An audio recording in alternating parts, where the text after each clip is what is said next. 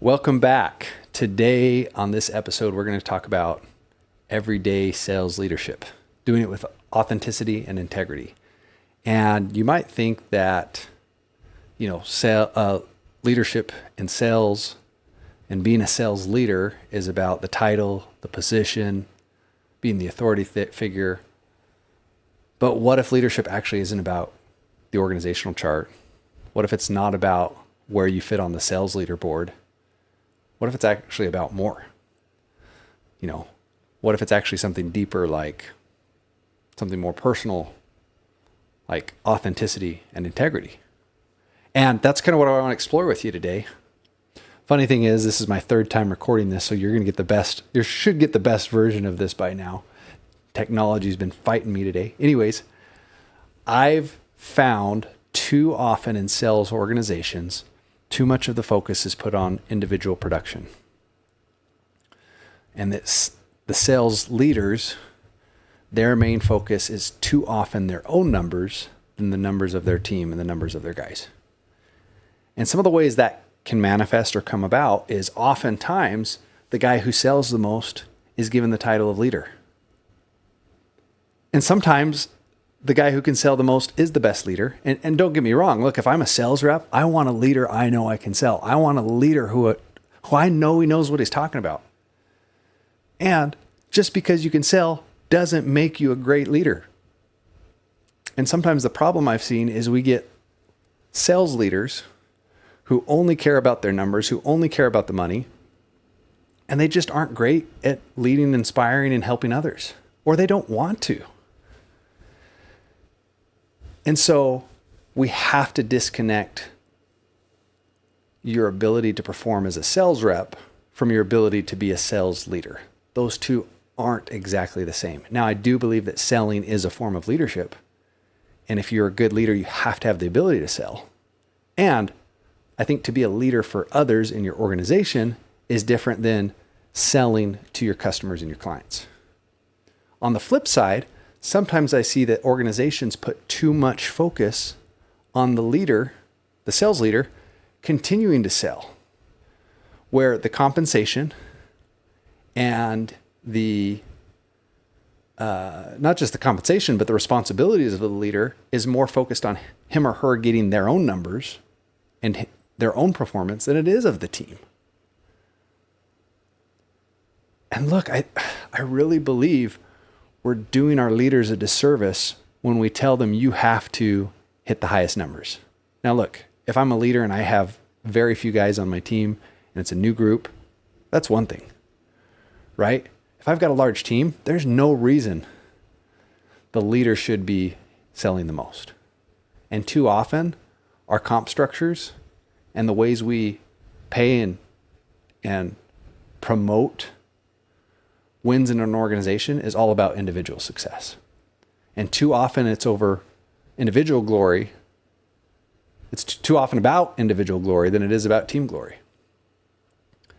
I saw a really good example of this just this last year or two. I've had a friend, we've both been in sales a long time. At times we've even sold a little bit together. And year after year, he's been a sales leader. He's led where he's at.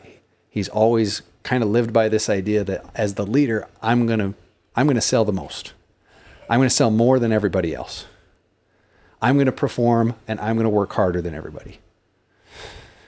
And for the way his organization was structured, that did work at that time. He ended up opening his own business, continuing to sell, and continued to believe that narrative at first that he had to sell the most.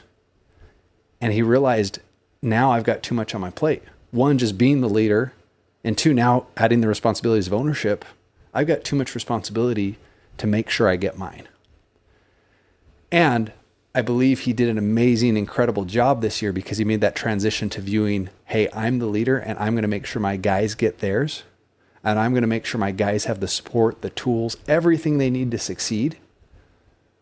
And then if I can get some of my own sales there at the end of the day, great. He had an incredible experience. And really, I think that's, especially, he's door to door. That's the background I come from originally. I think that's unique to that industry. I think too often we put the success, the the requirements of success on the wrong leaders in the wrong areas. And so if you're a leader, first ask yourself, am I focused on myself or am I focused on my team? If I'm not focused on my team, why not? Is it my own, personal desire to have the best numbers or to make the most money? Is it my own selfishness, right? Is there things I can do? Can I, look, if you're leading your company in sales, odds are you could probably hire a VA or a personal assistant to help alleviate some of the smaller tasks and items that are on your plate, which would free up more time for you to go lead and produce and help your team win. Okay. And sometimes you might have to have a talk with your leadership and say, hey, for me to produce, we've got to change the comp structure. We've got to change how we do things. We've got to allow me to have wins by making sure my team wins. And that can be difficult. That can be challenging. If you own the organization, are you putting your leaders in a position where they can lead? Or are you putting them in a position where their success matters most? Too often, I've also seen organizations put that really great salesperson into a leadership role who really have no desire to take care of others or watch out for others or help others grow or help others succeed. And then they wonder why no one stays on that team. They wonder why they drive people away. It's like, just because you sell a lot doesn't make you a good leader. And I think you're better off demoting a really good salesperson and risking losing them and hurting their ego than you are driving away a bunch of good B-level players because you've got your best person who's maybe a C or D or an F for your culture at the front of the organization. Too often this is a problem in the sales world. And we because we want to make our top reps happy, we give them a leadership position. Like, look, the top salesperson and a leadership position should be two separate categories from one another, right? We should still praise the top salespeople. And we should also recognize that sometimes the top salespeople shouldn't be leading your organization and your team. And if you are a leader and you do care about your reps and you do care about your guys, ask yourself, hey, am I putting my guys in a position to win, or am I worried about getting my own each day? Look, you can be a leader who's authentic, who sticks to your values, who focuses on the core principles of the organization, who helps others in the organization get what they want. That's really all a leader is doing, is helping others get what they want. And then do it with integrity. Do what you say you're going to do. If you say you're going to be there to support your reps, if you recruit a rep, if you hire a rep and you tell them they're going to have all the tools they need to succeed, make sure they have that. And if they're not, don't promise them that. If you're a company that this is going to be a lone wolf organization where we expect you to come in, you got to find your own, you've got to train yourself, you've got to have the skill set, make sure people know that. I'm not saying it's bad for a sales organization to not be really hands-on. Sometimes that's just how some organizations are, and that's okay. Then you've got to understand and know that that's our target salesperson's got to be very independent.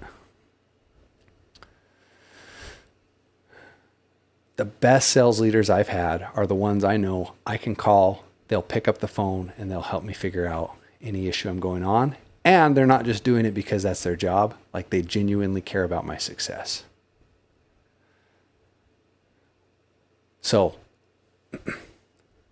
evaluate your organization, evaluate where the seats are. And look, sometimes being a leader is also recognizing this person's not a good fit. And if it's not a good fit for the organization, it's likely not a good fit for them either. And sometimes that means, hey, we've got to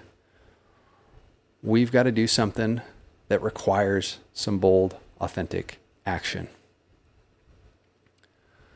And what the amazing thing is, when you get the right people in the right seats, when you get amazing leaders as your sales leaders, and you get amazing sales reps in a sales role, like, you can have an organization that really thrives.